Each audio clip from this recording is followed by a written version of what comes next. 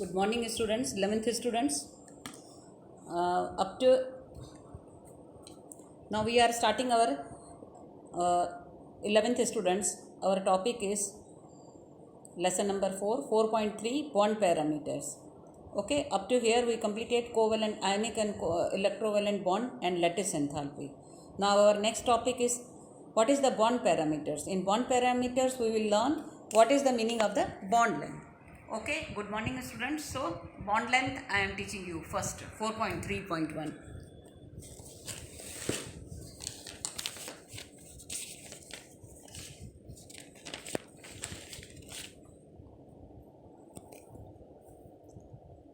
Bond length.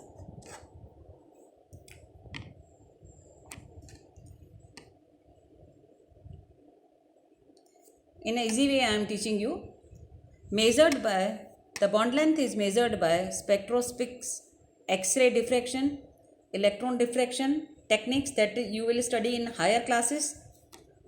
Each atom of bonded pair contributes to bond length. In figure 4.1 you can see, simply first of all I am showing you, see this and this they are joining with a bond length. Maybe this can be long, maybe I am not knowing, I am showing you, explaining with any example. See this atom and this atom, this length, maybe this length, maybe this length. So this is called the bond length. Okay, now this is called covalent radius. How? Bond length is defined as the equilibrium distance between the nuclei of two bonded atoms in a molecule. What is the meaning of bonded atoms in a nuclei? See, bonded. See, this atom and this atom. Okay, this atom's nuclei, adjacent atom's nuclei. Okay, see, here this nuclei and this nuclei. This is not called the adjacent atoms, but this is called the adjacent atom. Simply way I am showing you, this is not shown in book. In a simple technique I am showing you, the covalent radius is measured approximately as the radius of an atom's core, which is in contact with the core of an adjacent atom in a bonded situation. Okay, see this and this one is RA, radius of this atom, this radius of an atom, the core, both can be joined and half of that distance. Means the covalent radius is measured as the radius of an atom's core, which is in contact with the core of an adjacent atom in a bonded situation.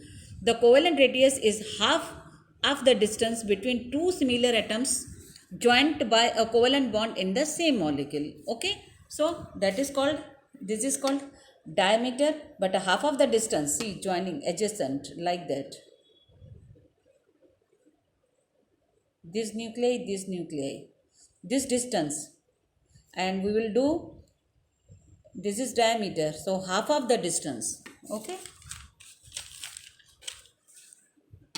see, this are covalent radius, means half of the distance between these radii. Now the next topic is van der Waals forces. The van der Waals radius represents the overall size of the atom, which includes its valence shell in a non-bonded situation. Okay, covalent means bonded and van der Waals means non-bonded. It is represented here in figure 4.2. Covalent and van der Waals radius in a chlorine molecule. The inner circles correspond to the size of the chlorine atom. See, this is called, see, van der Waals, and this one is covalent. Covalent means adjacent. Okay, but van der Waals means matlab overall spreaded.